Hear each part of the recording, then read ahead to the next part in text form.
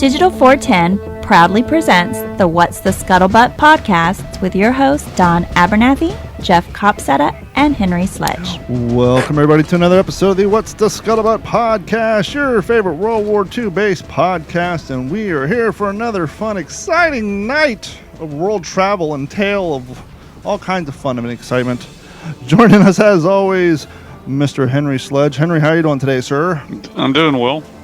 Happy to be here. Happy to have you. And joining us, as always, from the great big-ass state of Texas, Mr. Jeff Copsetta. Jeff, how you doing today, sir?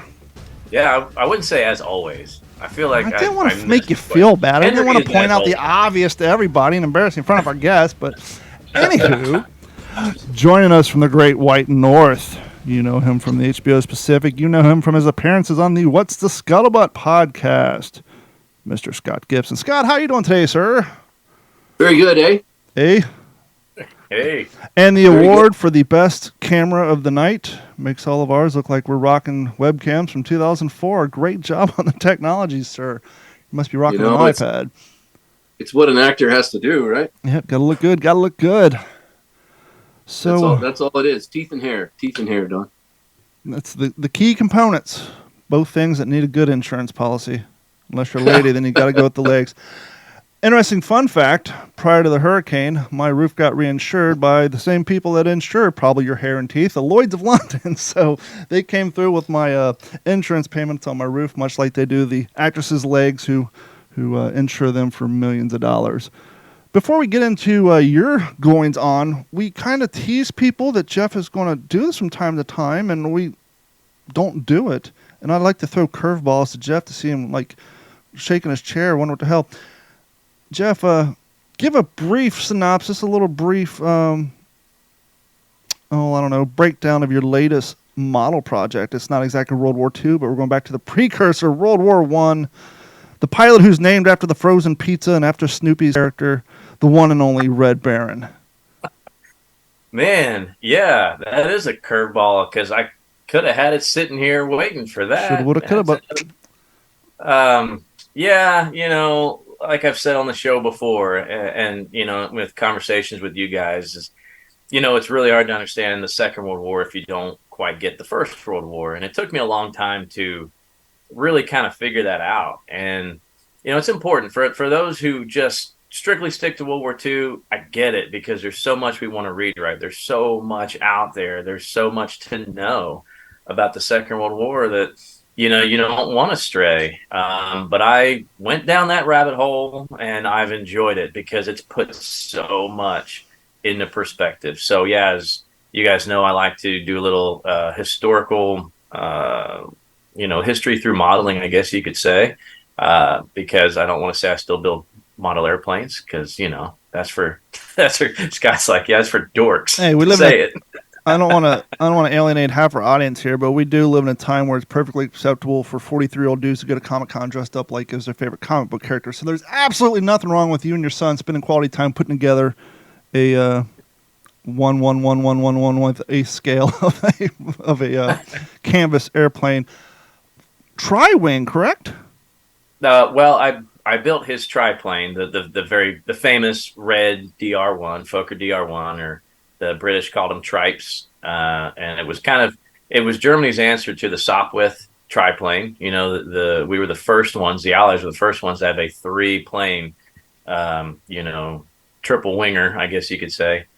So that became just the infamous, like you said, the Red Baron pizza and Snoopy and the Red Baron. It just was like the most famous aircraft that came out of the First World War. And interestingly enough, building this model, doing the research that I do, there's still debate today, 105 years after von Richthofen was shot down, as to what color the underside of his aircraft was. Everybody's just assumed it's all red. And there's a good chance it wasn't. Most experts say that the underside was that light blue, German aircraft underside blue.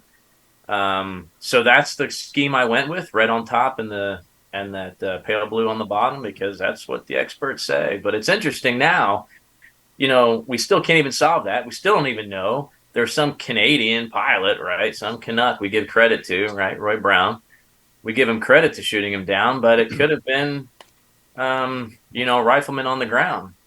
So two we still things. don't This leads to one of my questions I had when you're talking about people tend to have a more interest in World War II opposed to World War I unless they're longtime historians, which my first question would be, do you think a lack of source material would be for that reason, which would then also include his follow-up? We're arguing over the color of the bottom of his plane because of lack of source material, because of, the infancy of black-white photography at the time.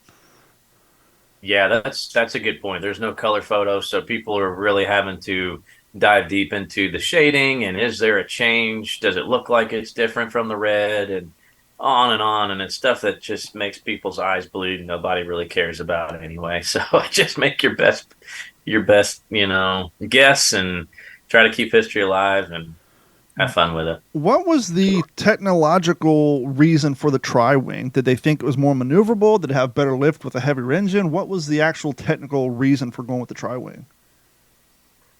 Yeah, that's actually a really complicated question. I don't want to waste too much time on it, but yes, for short answer, yes. It was very maneuverable. Had a very short, stubby wingspan. It was a very small aircraft, and I didn't realize how small it was till I put it next to the other ones that I had built. I built a Fokker D7, a SPAD 13, and a Sopwith Camel, and the triplane was just minuscule compared to those. And yeah, I guess, but the control surfaces were only on the top plane. The other two were just, and there's no dihedral to them. So again, it's those things when you think about the technology in 1917 when they first debuted, to what we were using not that long into the future, Battle of Britain, for example. So all of those things, all the pieces fall together, all the dominoes from the First World War to lead us to the Second. And it's interesting to learn about. Absolutely. And thank you for sharing the photos. And we will also include those, as always, at WTSPWorldWar2.com. But without any further ado, Mr. Scott Gibson, let me ask you a question. When you signed on to do the series, obviously you had a little bit of a hint from what the actors from Band of Brothers had done, but did you ever anticipate that World War II would have such an influence or a grasp on your life after the production?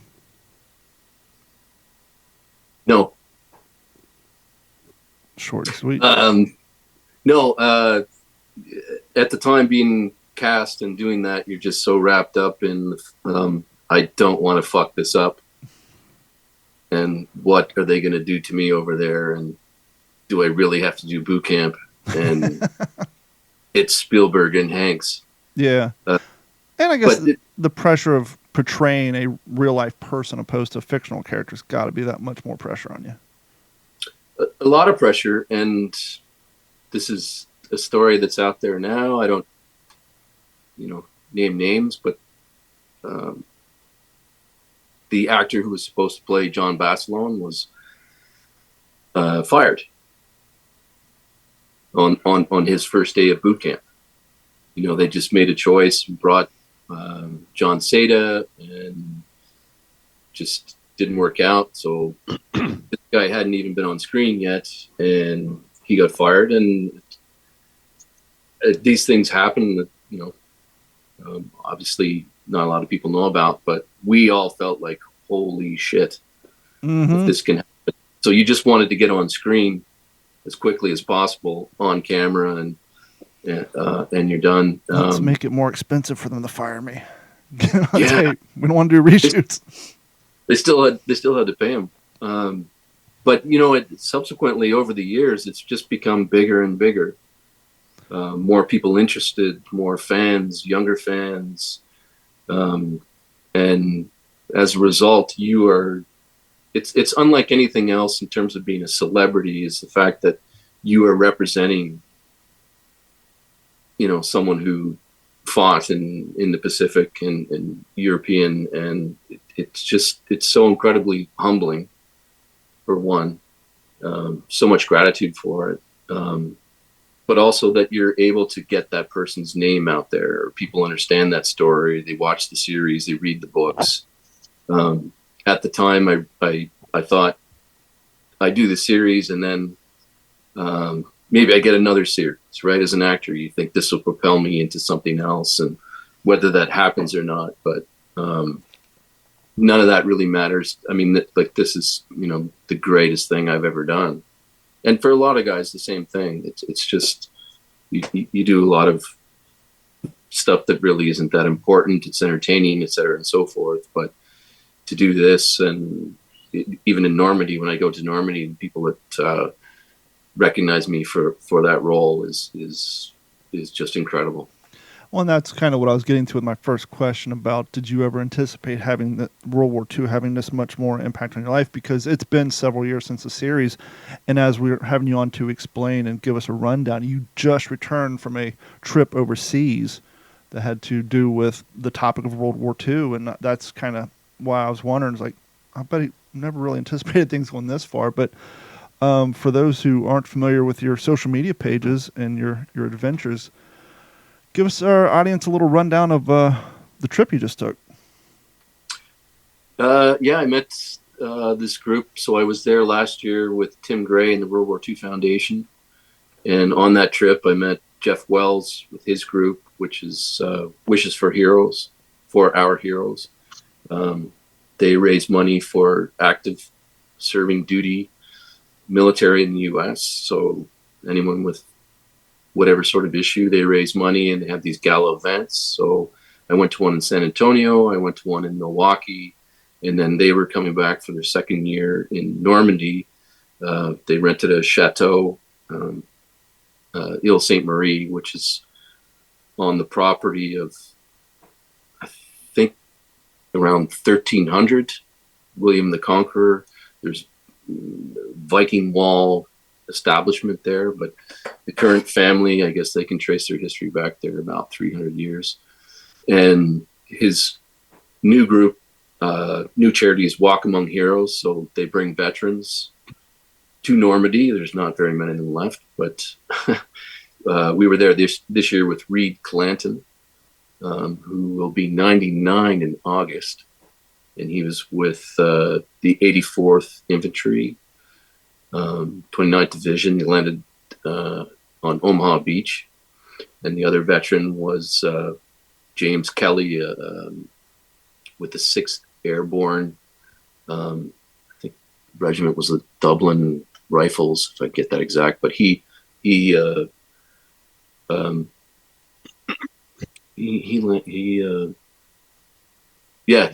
landed D-Day as well.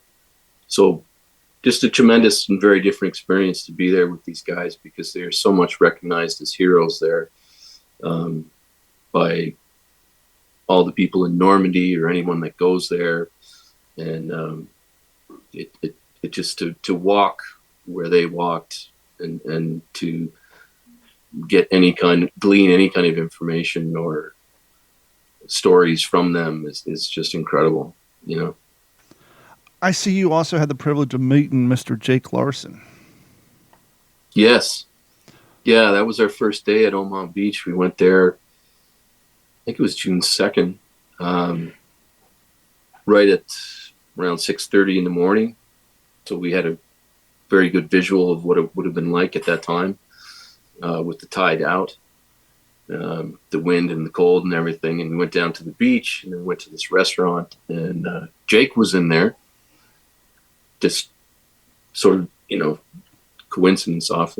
He was with a bigger group, but for some reason he got in there, and he's 100 I think he's 101. Yeah, I think so. And he could not stop talking about or expressing his gratitude for being alive, because he said his Higgins boat landed, and the only thing that basically saved his life on Omaha was he was able to get to this berm quickly. And he said everyone else was dead. Like, dead. Gone. And he was behind that berm for a while, and obviously, made it out of there. But he said, he was like, why me? Why me? Like, why did I survive? And I'm so grateful. And he he was the happiest, most beautiful man. And I guess if you make it to that point and you survive that, then obviously if you reflect back, that's what you would say, I would think. But he just, how lucky am I? How lucky am I? I kept saying that. And he's sharp as a tack. Sharp as a tack.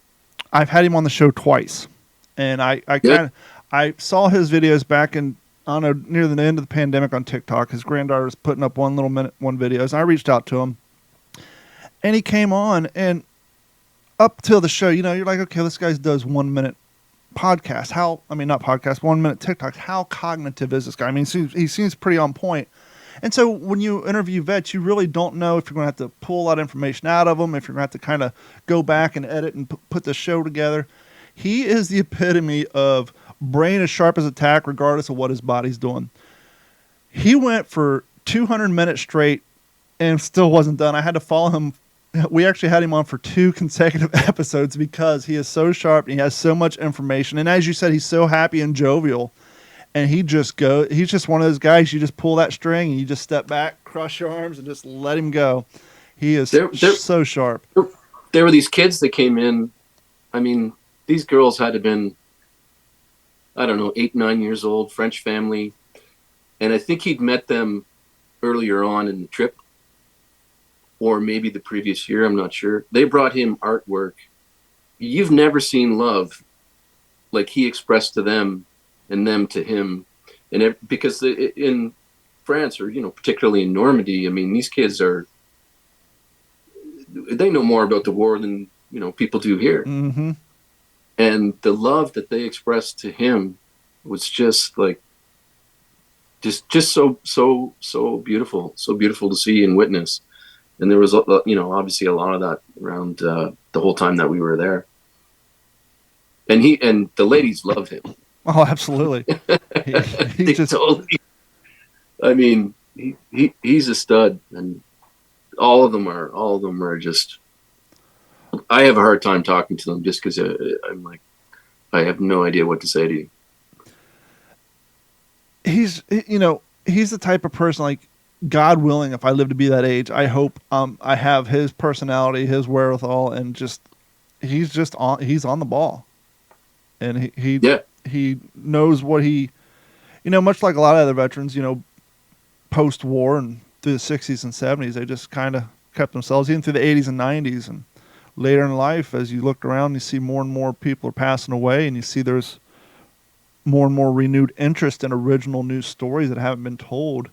He, through his granddaughter and 1 minute TikToks at the time, he just started telling these 1 little minute stories, and they're so interesting. Like, he told the story on the show about the gentleman on the beach who took the hit instead of him, and all the others. There's just so many great stories, and like we did last week, we'll post a link to his 2 episodes along on the episode for this particular episode. But if you guys haven't heard that episode, 2 episodes, go back and listen to Jake. He just goes and goes, and then he surprised me. Sent me a postcard in the mail with his photo from overseas, plus some of his more modern day photos. I actually have his postcard hanging up here in the podcast studio.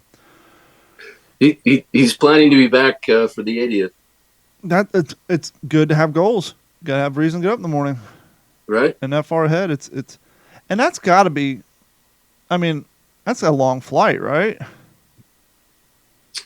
Yeah. Well, the Jim, he was over there, and the British guy, he flew over in a glider on D-Day.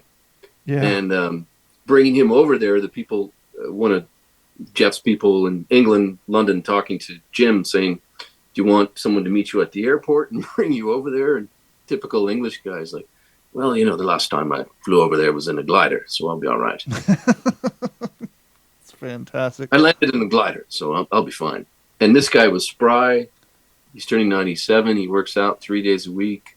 I said, "What's your secret to your health?" He says, "Scott, I eat cornflakes every day." Just so British. But and he plans to be back there. And I think there was a group sponsored by Delta Airlines that brought about 40, 45, 50 veterans from the U.S. And next year, I think American Airlines is doing it. While you were over there, did you guys primarily show up to public speaking events, or did you get to do any battlefield tours? No, we did. We did Omaha, Utah. The thing that left me, upon reflection coming back, was that along that Atlantic wall, there were 8,000 bunkers built. 8,000, which is incredible. And on D-Day, they were unscathed. The bombings barely hit. And if they did hit, it didn't do much. So, maybe if they'd done, if the landing was at night, et cetera, and so forth. But, and the conflict between Runstead and Rommel, because Runstead was in charge and Rommel was brought in to just deal with those landings. And I think it was Rommel that wanted the Panzers to be moved in. Yeah. And Runstead didn't. And it was like, well, let's let them come inland and then we'll get them. And then the other guy's going, well, no, we'll hit them when they land. And you think, man, if that Panzer division was there, it might have been game over. Well, a lot of that had to do with the subterfuge on our behalf with the Ghost division and all the purpose-fed intel, quote unquote, through the French resistance about, they're going to land up north. So they really didn't. They had, a lot of them speculate, no, it's going to be down here.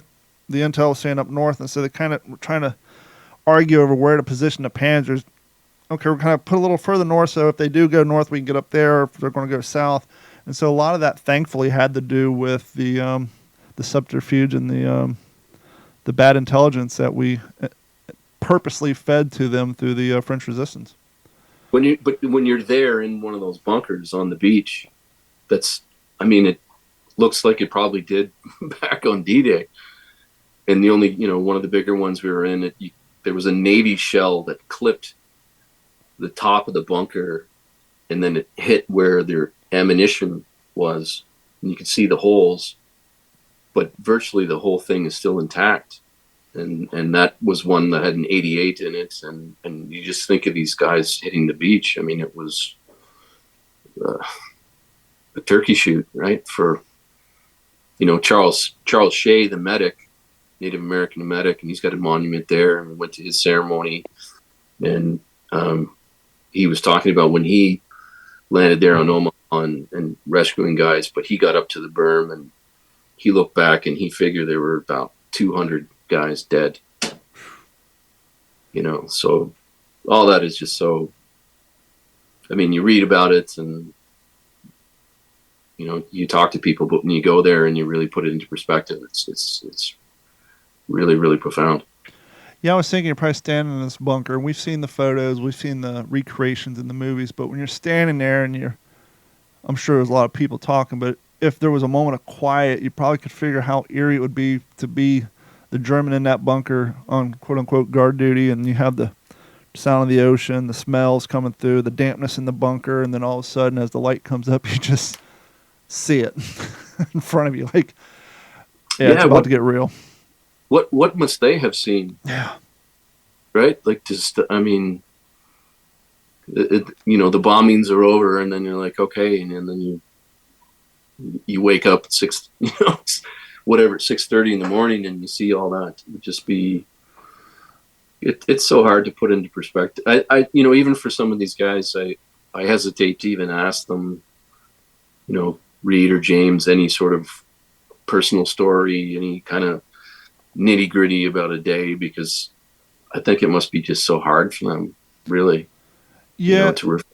And the experience I've had of interviewing a handful of vets and a few I've talked to off the air, my whole thing is I try to talk to them about the daily lives of soldiering, whether it's, here, I don't bring up the combat so much. And then as the story progresses, if they bring it up and start talking about it, then I'll kind of follow up. But yeah, I'm like you. I don't just dive into the nitty and the gritty of it. Jeff actually gave me the book version of The Longest Day, and in the early chapters, a very cool description of one of the German commanders pulling down. They give a beautiful description, pulling down a nondescript road. He gets out. There's a little cobblestone path that curves around in the woods and goes down along the edge of this cliff, and it's very descriptive. And it was just, that was the entrance path to one of those bunkers you're talking about. It's like they weren't some big grandiose thing. It was just, you pulled over in this little pine wood area, got off, walked down this cobblestone. You try not to fall down the cliff because it has a little cable, and boom, next thing you know, you're walking through concrete doors and you're in these bunkers. And the other thing, I mean, the movies couldn't really, any of the movies couldn't really do this. But so much of inland was flooded. Yeah. So 101st, 82nd, and I guess not so much the British. They maintained, I think, hitting their targets, but guys land in 5 feet of water and drowned because of all the equipment. You know, in order to secure those bridges, great stories, the Filthy 13, that those engineers that secured some bridges, Pegasus Bridge. Mm-hmm. The British took that in about 10 minutes because they landed so close with their gliders. I don't exactly know where Jim landed, but this town that they went to take, and I forget the name of it, but they were getting bombarded from artillery from Canadians. So a major swam across these two rivers, connected with the Canadians, said, "Hey, you know, you're gonna level us and kill everybody in this town." And so they stopped. But someone had asked him, you know, "Oh, what was it like to be under friendly fire?" And Jim, again, just, "Well, I didn't find it that friendly." Yeah, right. You know, and that's all he has to say about it. But we went to the monument to his battalion in this little town, and he just stood there in front of it for the longest time. And Jeff was just starting to ask him, like, "How do you feel?" or anything. And Jim didn't say a word, not a word, because it just, you could see it brought him right back. And this is, you know, this little village, and it's someone's backyard, kind of on the road where the monument is. So really, really moving and profound. Like, so I just feel so fortunate to be able to have gone there with those guys. Jeff, you got any follow-ups? Man, yeah, I just love hearing it, because Scott and I, we've talked quite a bit, you know, since he's been back, and just hearing these stories is just, man, I can't wait to go, because, you know, it just made me think when you said walk where they walked, you know, just the other day, you guys may have saw, I posted a little today in history about, you know, when General Custer and 5 companies were wiped out the Little Bighorn. And I remember walking that battlefield, and just that eerie, you know, I didn't get it so much at Gettysburg, probably because I was just a little too young when I was at Gettysburg, but being at the Little Bighorn and just seeing, just every now and then there's just tall grass, and every now and then just a headstone that says unknown, you know, not even a headstone, just crosses, you know, just those reminders of what was done there. So I can only imagine. I've never really stepped foot, you know, recently. Of course, I don't know how many people fought and died over the city of Baghdad, right? You know, millions through the ages. So I don't even know the history. I probably walked right through there and had other things to worry about. But yeah, I couldn't imagine, Scott, especially somebody like you who have really, you know, delved into the subject, have made an emotional attachment to it, you know, in your portrayals, to have that kind of understanding. And then to be there, you know, I couldn't imagine. Because this is not necessarily just a crime scene. It's just massive amounts of life that were snuffed out on both sides. Just so many humans taken out. It's just to see the local people. Like, we stopped at Lafayette Bridge, and we'd met with Helen Patton, who's the granddaughter of George S. And she had invited us to her places right beside Lafayette Bridge. And so we got out and doing a little talk. Jeff was talking about what happened. And there was this young kid. I mean, this guy was early 20s. And he stood there for 20 minutes with his girlfriend. I don't know how much he understood or anything like that, but Reed was in the wheelchair, and he just waited patiently and waited and waited and waited, and then we started to move, and then he just came over. He's like, "Could I, and he just, to Reed, like, thank you so much, like, it's so moving, and it's nice, obviously, when people recognize you as an actor for being these things, and I'm not going to take anything away from that. It's cool, but with these guys, when they wait that long and shake their hands and get things signed and they clap for them, you're just like, man, like they're the real deal, right? They're the real heroes. It's kind of mind-boggling to me that it's almost like maybe here in America we're having to put forth so much effort and we have to like make history like amazing and sexy and just just ridiculous to make people love it. And it's just inherent in the Europeans that they just, what I mean? Like, it almost seems like, why do our own, basically, the people who inherited what our victors did, what the Allies did generations before us, we should, to me, I feel like, why aren't we so grateful? Because I guess maybe the Europeans have a better understanding because they lived under a different rule and they saw the actual other side of the coin. Whereas in America, we've never actually had to maybe deal with that. In the West, we've never been conquered and then had to retake back. Yeah, Jeff Wells talked about that a number of times, that there's nothing in the U.S. There's nothing in Canada. There's very little Canadian involvement I think in D-Day celebrations there. Hopefully next year, there'll be a little bit more, and the British as well. But yeah, you would think there'd be more, but obviously that land, territory, people being liberated, and the fact that they, like, it's taught, like, I don't even think it's taught in as much detail as it is there. Like, those kids and they are just in awe, they're, when they see these guys, and next year that might kind of be it. I don't want to paint with a broad swath, but just based off of a lot of the photos we see when, I have yet to go over there, so I don't know firsthand, but to see photos for like gentlemen like you who are on tour, my other friends, it seems like and Henry's going to be dropping in and out. That's why I was texting. I wasn't ignoring you. He was sending me text messages. He was getting bandwidth alarms, so he just dropped out. But anyhow, it would seem to me that because here in America, we seem to just tear down our old buildings and replace them with new shit as much as we can. Whereas over there, at least seeing the photos, the progress isn't so overwhelming that I'm sure when you grow up in a village, in a township where you're walking to school and you still see some of these stone buildings that have bullet holes and debris in it and things like that, all these years later, some of these towns still suffer from the scars of war. And obviously when that stuff happens to your village, your town, your hamlet, and literally your grandparents or great-grandparents were liberated from the Germans by the Allies, I can only imagine it would have a greater impact on your life than it would over here in our hemisphere where, yeah, we had family members who fought and died, and we gave a lot of materials and goods, but that's a far sight different than having that plus the bombs and the destruction and the actual combat on your grounds. And so it would make sense that they're more up to speed on it.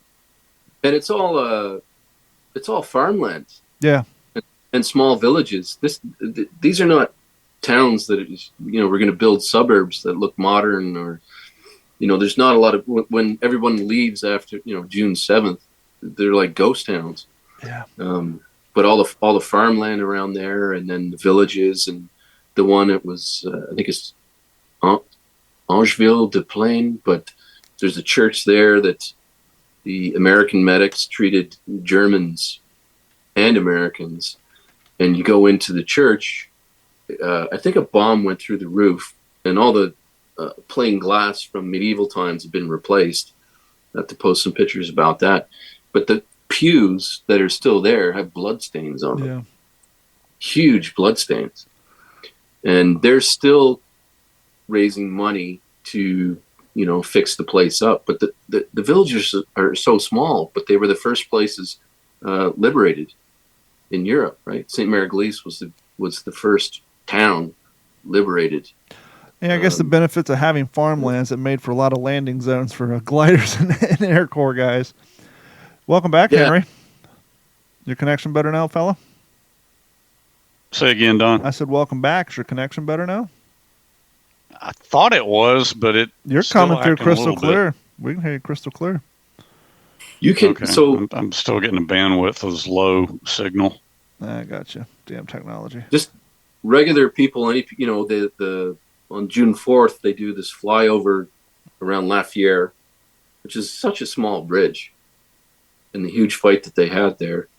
But the landing zone for people like 82nd jump, and even regular, if you're just, hey, I want to pay to jump out of one of these C-47s, and you get in the gear and you go on a static line and you can jump.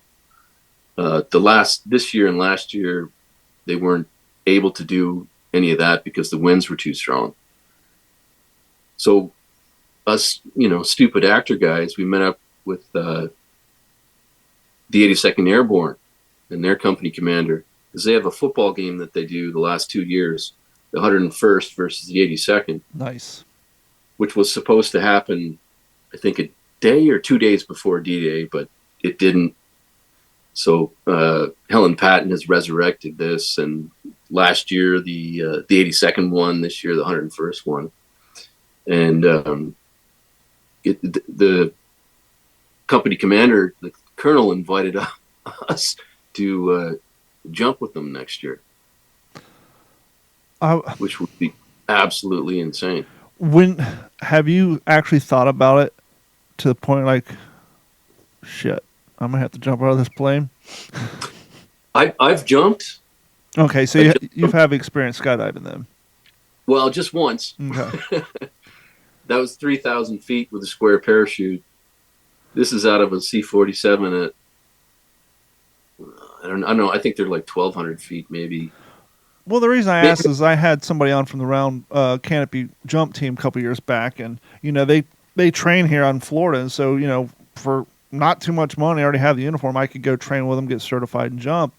But I remember a couple years ago, some of my friends came down from New Jersey, and they wanted to go skydiving. And growing up, I was into all the extreme sports, skateboarding, snowboarding, and all that stuff. And I always had the fantasy of skydiving. Oh, yeah, I'll do it. But when it came down to where we were looking at prices on Google and on the websites, I'm like, I own a business. I got a daughter. My parents rely on me. I'm like, all the what ifs start going through your head. Like, if it came down to it, we drove out there, would I back out of this? And those thoughts never came through my head before growing up. But at this point, once again, I've since closed that business down. But I literally was like, going through the what ifs of all the bad crap and all the people who are dependent on me. I was like, I don't know if I would be responsible for me to go do this. There's always, guy we were with who's part of the crew for the tour. He did about 3,000 jumps, and the only thing is apparently that you have to pack your parachute. Yeah. Now this guy's telling me it's like, well, it's not that hard. I could teach you that in 10 minutes. But you're like, okay. And obviously, you're like, don't take your time. Take your time. Yeah. Can you pack this for me? Tell you what, where's the guy who's been working with you guys for 10 years? I'll pay him to have him pack my chute. I don't want to do it. Yeah. I can't even fold up my sleeping bag and put it back in the pouch that I got from Walmart when I'm done camping. I don't want to pack my chute. Amen. So yeah, for everything else, all that training you'd have to pay, but this lieutenant colonel was like, no, we'll train you. And then you're like, okay. Yeah, that'd be pretty cool. That'd be pretty cool to land there in a round. But there's also always people that get injured. This is a question for all three of you, because I know you've all done battlefield tours and I've yet to do one of them. when you show up at some of these places, obviously the answer is going to be different on where you went and what battlefield it was, and maybe we'll go around the horn here in answering this, and we'll start with Scott since he's in the middle of telling us stories. Did you find certain landmarks or certain areas were either bigger or way smaller than you anticipated from all the photos and stories and books you've read? For example, the Pegasus Bridge, like, wow, I really thought it'd be bigger than that. Yeah, Pegasus, and it's a replacement bridge that's there. Lafayette is like ridiculously small bridge. I figured like one tank could get across it at a time, but it was so strategic. But the beaches, to me, what is that from Point to Hawk to the last one is what, Sword? The British beach? Yeah. That's 60 miles, 65 miles. That's a haul. I would expect 15 or 20. Never really thought about it. No, it's huge. It's and you go, they landed on all of this? Like all of it. Yeah. Right? Like 60 miles. And so you imagine all those ships, like you can't, I was just trying to process that. It brings home the logistical complexity of it. Yes. Oh my God. I mean, to coordinate that, and of course everything didn't go right, but all the airdrops the night before and the bombing, I was looking, I'm like, oh, maybe I'll go to, rent a car or try and get to Sword Beach, the very end. And I'm looking at it and going, oh, that's going to take me an hour. Wow. Just to drive there from where I am. It's like, it's real. I don't know if anybody watching, like you fans, or you want to go book something now anywhere in Normandy, because everything's getting booked up as we speak. And the 80th will be that much bigger with, all the big heads going there. But I'm fortunate enough they've rented that chateau for next year. So. Henry, what about you? I know you went down to Peleliu and areas in the Pacific. Is there any particular place? Obviously, we're jumping on the other end of the spectrum here as far as storyline goes and theaters, but was there a particular place that you saw that you thought was, wow, this is a hell of a lot smaller than I thought or read, or wow, this is actually a hell of a bigger lot area, and I can understand why the front lines had holes in it trying to protect this place? I guess I would answer that by saying, we flew into Guam. That was a stopover point before we're actually going to the Palaus. And of course, I know more about the Pacific War history and the chronology of it at this point than I did then. But to see Guam was a lot bigger. 5-star hotels everywhere you look. I mean, I was not expecting that. And then the juxtaposition between that and what I saw in the virginal nature of Peleliu was what really struck me. I mean, obviously, Peleliu's more developed than it was then, but it's still very virginal, I think, compared to a lot of battlefields in the world. But were the landing beaches smaller or larger than you anticipated? As far as obviously depth is one thing, but width, the skinnier it is, the more people you're going to be trying to cram into one location, whereas if it's wider, you can spread out. And I would not say they were smaller just because I'd watched so many documentaries on it, and just watched them again and again and again to just have it so fresh in my mind. So the context and the breadth of that lined up with what I was expecting. What about the famous bunker? Well, that was, that was, I really hadn't expected to find that. The guy who was our guide, it was his 7th time to go there, and was pretty sure at that point he had the coordinates on it. So, that was probably next to the landing beach, the biggest deal for me, because there were people on that excursion that really wanted to find that bunker. But the size of the bunker, because when we hear bunker, some people picture huge. Was it? Physically, was it smaller than you thought? Was it a larger bunker? Yeah, it was smaller because looking down into it, all you saw was there was a lot of water in it and like some cypress roots and things, and the guys I was with, we were thinking about how cool would it be to pump that water out, and really get down in there. Bring a sump pump, boys. Yeah, exactly. So, but it was not like you could look down in there and imagine walking into it. It was more like an old choked cistern. Huh? More like an old cistern at that point. Pretty much. Yeah. What about you, Jeff? What battlefields have you seen?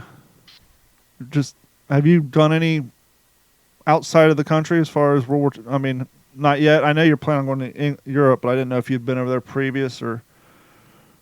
No, yeah, nothing World War II related yet.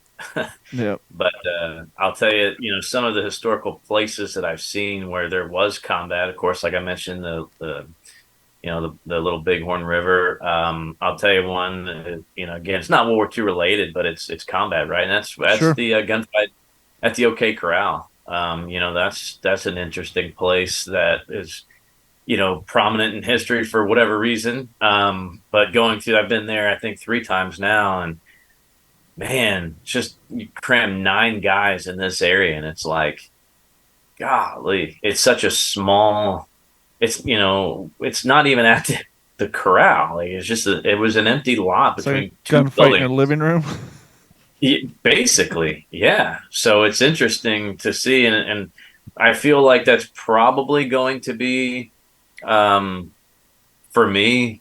I don't know. I mean, the first time I went to a hockey game, I'm like, oh my gosh, this is small. Yeah. So I have a feeling that's going to be my reaction to a lot of things because I just see things. I feel like things are so much more vast. I mean, even the first time I walked inside of a B-17, I'm like, whoa. And I think I was like 14 or 15 when I went inside, and I could barely get up into the top turret. Like, this is crazy. It seems so much bigger on TV. So, yeah, I'm excited to see some things World War II related for sure. Yeah, just like when you watch Fury, the inside of that Sherman seems a lot bigger than it is. That's for damn sure. Yeah. Tuna can.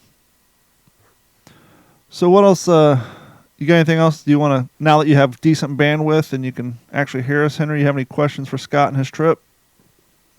No, I really was moved by hearing you talk about Jake Larson because, I mean, to know that little 8-year-old French girls are aware of this man's efforts and are there to honor him. I mean, I like to hear that, and you want to think that something like that could happen in this country too. Absolutely. Yeah, it just so that part of it to me, it's just the best part. It's so unbelievably moving. Being there with Jim at the monument to his battalion, but just seeing people, how they relate. I mean, they can't speak English. So all they can do is come up and thank you and kind of have a picture. And it means very genuinely so much to them. They're not getting an autograph. It's not a celebrity. They're just, you feel that gratitude and you feel that love from the people. And I think maybe the last time I was on here, I talked about being on Juno and someone, because I had a Canadian t-shirt on and this guy talked to me in French and asked me a few questions and I spoke to him in French and then he just thanked me. And I thought, I was like, is he a fan of the Pacific or just for a gleaming moment? But then I'm like, no, the Canadians liberated this area and he lives here. And you have all these pictures of Canadian officers, non-commissioned officers, all the different pictures of Canadians there. And you're like, wow, that's really incredible. And, I think you just touched on something I know I've never put 2 and 2 together, never thought of. I don't know if Henry or Jeff ever has the aspect of the Canadians helping liberate France. Obviously, you got the French Canadians in Quebec and the relationship there, and I personally never really thought about how much it had to mean to the Canadian Armed Forces and people of Canada to be part of that liberation of France. Huge, right? Did I lose You're you? back. Your audio's here. Yeah. I mean, they advanced quite far, and their whole mission was, go the ports, into Holland, Netherlands. It's surprising how few or how little the Canadian involvement is there. I completely understand the American involvement, and appreciate it, because I wouldn't be there. I wouldn't be doing these visits, I think, without that. And I wish the Canadian involvement would be more, and the British would be more. And I was at the AVA Gala, which was initially sponsored by, I think, the son of the mayor of St. Mary-Glise. And so American Veterans Association, all the bigwigs are there. There were four-star generals from the U.S. there. Wow. I think there's only 6. Yeah.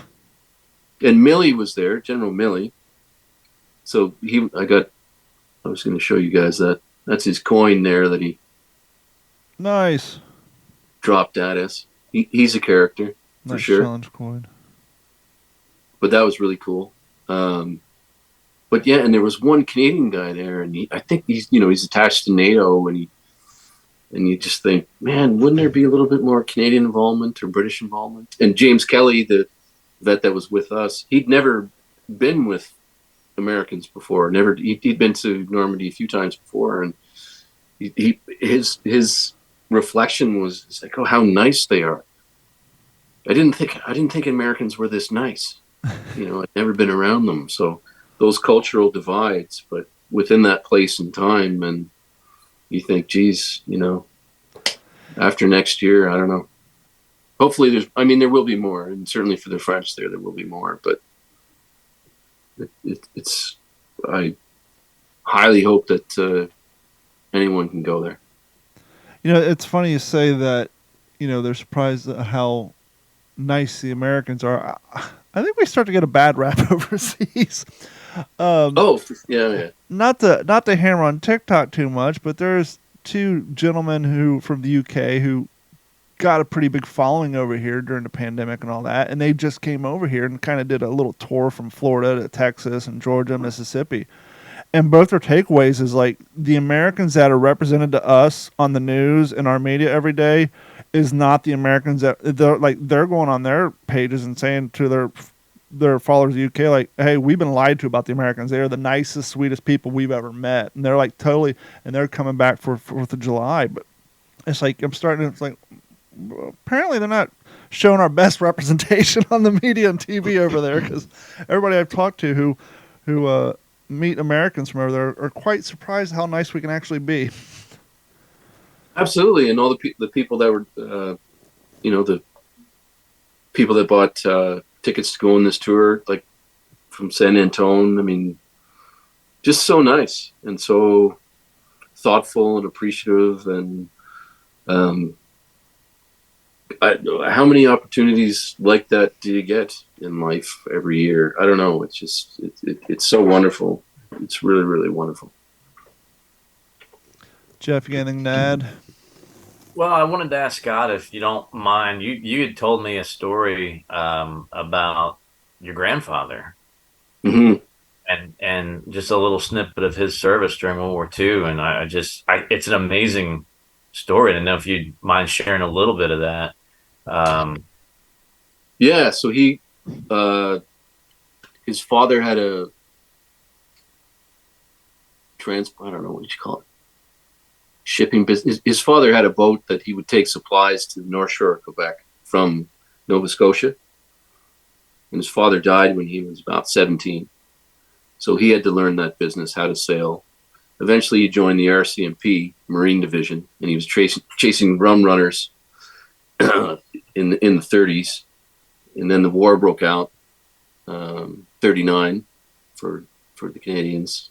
So the RCMP Marine Division was taken over by the Canadian Navy, the Canadian by the British. And he ultimately captained 9 different ships in 6 years. And he sunk 2 subs.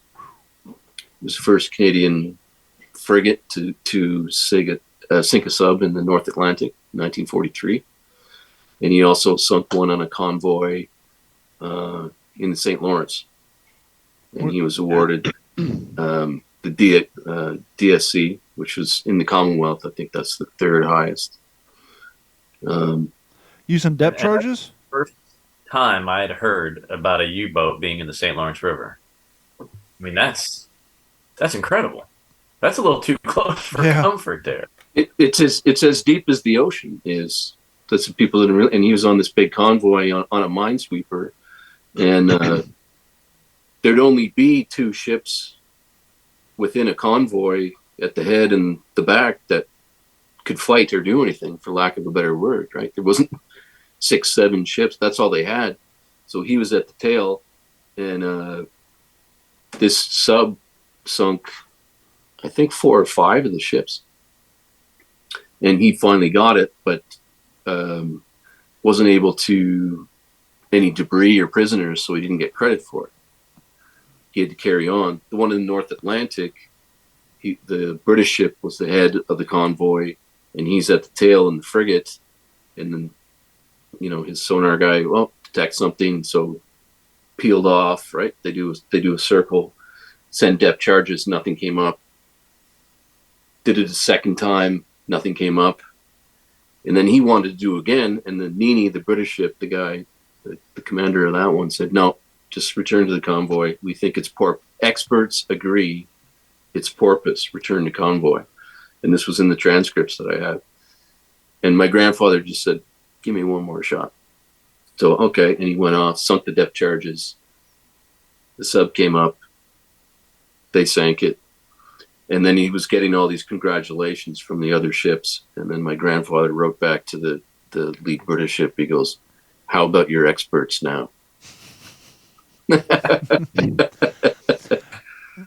Now, obviously, the primary damage was caused by depth charges. You said it came up and then they sank it. What did they use for the crippling blows on it? So that the frigate had a Oerlikon gun. Okay, Oerlikon. Yep.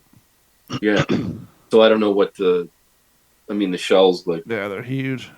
It'd be a 40 millimeter, wouldn't it? Believe so.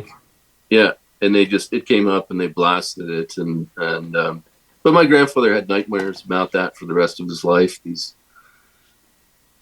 young German kids in the freezing Atlantic just screaming for their mothers, and he did. I think this was just a bar story maybe, but he said the commander of the sub got up on the deck, spit, and went Heil Hitler, and my granddad got him a mop and made him mop the whole deck.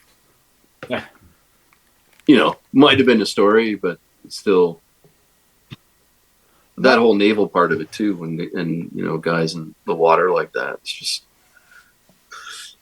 I'm not sure horrific. if this is 40 millimeter, but this is a wooden naval training round that somebody gave me a long time ago. It's got the same weight, but it's a wooden shell. They use these in the Navy for training instead of, when they didn't have live rounds. But I wonder if this. That's big. That's bigger. Yeah. Than the Oerlikon. Sadly, it's not stamped, so I'm not sure exactly the size of it. I used to know, but I plumb forgot. But that's the other thing, being at Normandy, and this is 50 cal. Some of the guns that the Germans had, that you could shoot 35 kilometers. I mean, that's insane. It just. Right.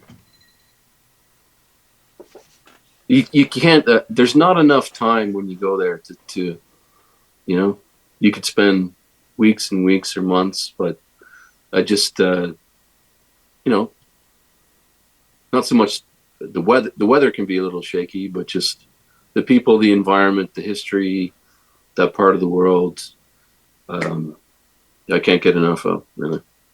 How many days did you spend over there last trip? 10. So even in 10 days, not enough time. Not enough. I wanted to get to. I'd like to get to Vimy, which is a big thing for Canada in the First World War. That train ride was I think like 6 hours from where we were. Not enough time. I've not seen either of the British beaches. I've not seen any of the German cemeteries there, which I'd like to visit. It's just so huge. Like, it's just, in a movie or a book, it might seem small, but oh my God, that's just a huge area that you think, man, if this thing failed, where would we be? And then you think about that size, and then you put in consideration the Blitzkrieg and how fast they were moving. Yeah. Like, wow. And then you can understand, now I understand what they mean by outrunning your supplies. Getting too far out in front of your supply train could definitely slow you down. But yeah, I mean, size, and granted, we had Jeeps and Deuce and a halves and all that, but the Germans, they had their tanks and their half tracks, but a lot of their stuff was still, especially later in the war, they're still relying heavily on horses, and to cover that much ground. I just like, if you bomb that beach and those bunkers that much, you would think the majority of them would be knocked out, and virtually none of them were. That's astounding, right? Yeah, we also got to consider the amount of new pilots and new soldiers in general who didn't have, obviously we sent a lot of them who had the experience from the African campaign, but so many of them were just new to it all, and new technology and everything. It's just moving that many people that quick with that much new technology. And as we've heard before, that's part of the reason why some of the beach landings were so bad, because the key part of the planning was, we're going to bomb these big ass craters in the beaches to give our guys a place to hide, and a lot of those bombs missed the targets, and so their key defensive position, as far as covering from those aforementioned bunkers and machine guns, there was nothing there to hide in. So you guys will all be there next year? I wish. I would love to. I would have to. I just completely, my brain locked up on even the notion of, I would love to get out to one of those, whether it's Europe or the South Pacific. It's definitely on my bucket list. Well, I'm going to Hawaii in December. That's our first Pacific event. Honoring a couple veterans that are still around. Hopefully they're around at the Aviation Museum on Ford Island. Nice. Yeah. We had a young lady on a few years back who revisited the Arizona area and down in Pearl Harbor, and gave us a pretty good first-hand account of seeing those memorial sites and all that. But yeah, I think the last survivor of that died today, actually. Really? Yeah. It was on my feed. I think the last guy that, yeah. But that's, another thing for the Pacific. There's so little that you can do, experience, or, try to commemorate other than Pearl Harbor. Peleliu, the 80th, that'll be in August this year. The next year. It was on your timeline today, but dateline May 26th. So last month. Was it? Okay. Hold on. It's one of those pages where they try to make you sign in. 101-year-old is the last survivor of. I'm sorry, that was an interview of him being the last survivor. But yeah, let's see here. I'm trying to see when he passed away. So it looks like they interviewed him last month. Nope, you're Yeah, it was something just today. Yeah, because that's come. Oh yeah, Ken Potts, one of the last survivors. He passed away 3 months ago. But yeah, I think you're right. I'm just trying to find the news story. I was just reading. I don't know if you can get to this part about books there, but well, we'll get right into it. I gotta. If I don't enter it correctly, we'll get a bunch of hate email because for some reason people like the way I say it. So, I'm just going to start with you, Mr. Scott-Gibson. What you reading? Well, Devil Dogs by Saul David. little forward there from Henry Sledge, is it? I think I'm familiar with that name. Have you heard of that guy? I think I might know him. Beautiful forward, my friend. Thank you. I appreciate that. I'm really into it, but he's got quite a nice flow in his narrative in terms of piecing things together and figuring out the interpersonal stories and his own perspective on. It was interesting. It's like he said if they'd have lost Guadalcanal, they'd have had to surrender. You know. Yeah, everything was on a knife edge at that point. That's it, right? Those You two, Guadalcanal, D-Day. Those things don't go right. Wow. Yeah. So different. But yeah, I'm really just been getting into it since I got back there. But yeah, Henry, that was great forward, man. Seriously. Well, thank you. I really appreciate that. Mm. If I write a book about my life, I want you to write the forward. You can make stuff up.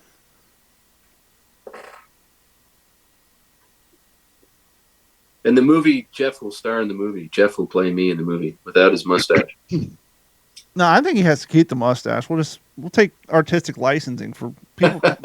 People that know that in your off time you rocked a 1939 mustache. I had the stash. Yeah.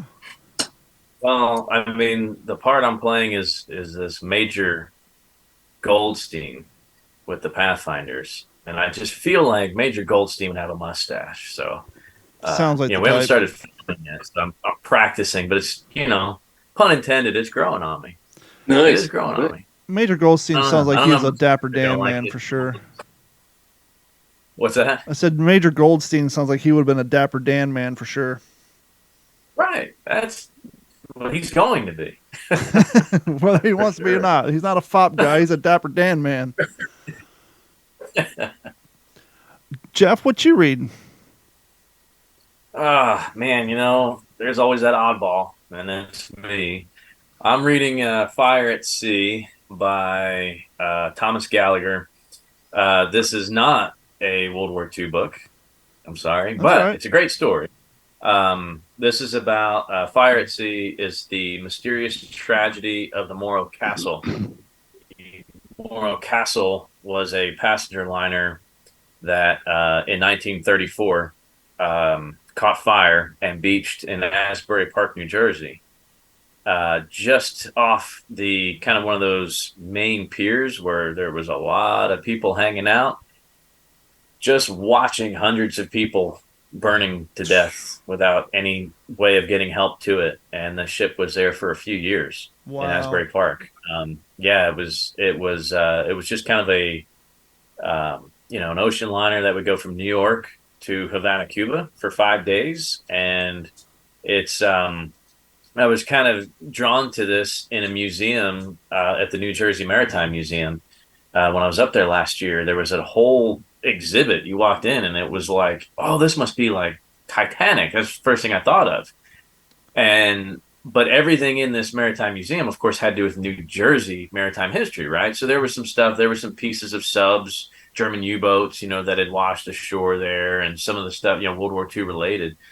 But it just seemed very Titanic-esque. But then reading, the panels on the wall and looking at the artifacts, like, oh, there was another ocean liner that tragically, sunk, and a huge loss of life, and just never heard of it before. But it's an interesting story because the captain was poisoned to death at supper time, and the night before they were supposed to come to port. And then about 5 hours later, it mysteriously catches fire. And so it's an interesting kind of a whodunit mixed with a tragedy at sea. And I haven't gone through the whole book yet, but I know I've pieced together enough of the story in the museum that it was arson from one of the radio operators. And he made it, he came home like he was the hero, until people really started piecing it together, especially by the 1950s. And he was being questioned while he was at the New York State Penitentiary for murder of 2 different people. So this guy was a real character. Yeah, sounds like a It's stand-up fella. Interesting. Yeah, interesting. But it's like all these things that line up that had to go wrong that he knew how to take advantage of. So it's an interesting story. I mean, it's history, right? 1930s. It's interesting reading about the maritime laws and how things were done and how we thought we were not going to see another Titanic type disaster. And yeah, the Morro Castle is every bit as disastrous as the Titanic, for sure. Was it? Well, it was probably a smaller vessel, though, right? Oh, it was. Yeah, it was a smaller vessel. There's about 300 passengers, 200 crew. A lot of the crew had World War I experience, Navy, World War I, escort, convoy duties, things like that. So interesting to kind of hear their history. Yeah. But It's crazy to think that you could survive something like being on a naval ship in World War I and then dying in an accident like that on a trip from Havana to New Jersey. yeah. And it's like I said, it sat there for years till finally somebody made an effort to move the dang thing because it just rotting bodies inside, and it's just crazy. We're going to try real quick. Henry's internet's dropping out on him. Henry, before you go, what you reading? I'm just about to finish up Volume 3 of Ian Toll's trilogy, Twilight of the Gods. Is it wrapping up as well as you thought it would? As far as the series goes? I think I'm losing you. Yeah, we can hear you fine. That's all right. We're getting ready to wrap it up anyhow. I'm still, I had to take some time off, just crazy, how life goes. So I just now, 2 days ago, jumped back into 4 hours of Fury. So I'm getting back into that. Night. As Scott mentioned earlier, I'm just so intrigued about the glider riders. I don't think there's been enough about that part of the airborne, and they deal there's a lot of good content about glider riders in this book, and so that helps keep me intrigued. But Henry's internet's getting a little flaky, and we're about ready to wrap it up anyhow. So before we go, Scott, you got anything coming down the pike you want to promote? Well, there's a couple, cheesy Christmas movies. Hey, we all love a good cheesy Hallmark Christmas movies. Yes, Chef was one starring Tia Mowry. She was Sister, that show years ago. The other one I can't remember. But I'm doing this event in December in Hawaii, and if there's any way we can hook something up and chat with the other guys or do something live. Sure, we'll make it happen. Yeah, I would love that. I would love that. Oh, we'd love it too. Specific content, and maybe if we can get any the vets there as well, or just be connected to that Q&A, that'd be great. Yeah, you got my email. We'll talk about it after the show. Yeah, Jeff, you got anything coming down the line? Well, really, the biggest thing I'm looking forward to is seeing Scott in San Antonio in September. Doesn't get any better than that. You're going? Yeah, I'm going. I told you the other night I'm going. They ain't changed. You're not far. It's a Oh, bit of a drive down, I think. When you fly into Texas to hang out with Jeff, you got to fly into San Antonio. That's where I flew into. That's where you fly. Yeah. Yep. Yeah, Reed will be at that event. Right. And they have a lot of vets. Pacific, Vietnam. It's really incredible. Yeah, I can't wait. It's gonna be a little bit of an effort to peel my wife off of you when we're there. So I was going to make the comment that I think your wife's probably more excited to meet him than you are, but I didn't want to go there, just because his connection's getting crappy. Henry, before you go, do you got anything to promote? Yeah, I'm starting to correspond a good bit with James Holland about the We Have Ways History Festival in England in September. Wow, so that's right around the corner. Yeah. We'll have to try to make something happen over there, too. Yeah, excited WTSP about is about to that. go international, ladies and gentlemen. But that's going to wrap it up for this episode of the What's the Scuttlebutt podcast. We want to thank each and every one of you for your continued support of the show. And if you want to support the show a little extra, other than just listening and sharing it in social media, please head over to WTSPWorldWar2.com.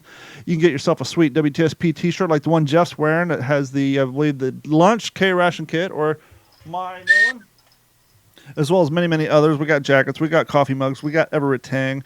And while you're there, you can also click on the Patreon link, sign up and subscribe. It'll cost you $1 a month. There's 2 other plans, but we don't care about that. We just love to have that $1 a month. That'll go a long way to support what we do. Or you can just head over to youtube.com, find Digital 410 or D410 Media. Either one of them will get you there.